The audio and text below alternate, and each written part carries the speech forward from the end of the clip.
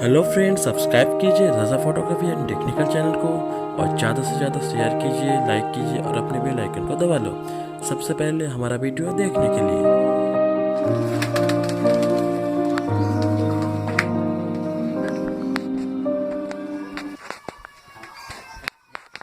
ये लक्का कबूतर, जिसे बंगाली में लक्का कहते हैं या मयूरपंख कबूतर कहते हैं। ये कबूतर पूरा वाइट, पूरा ब्लैक, पूरा ब्राउन में मिलता है।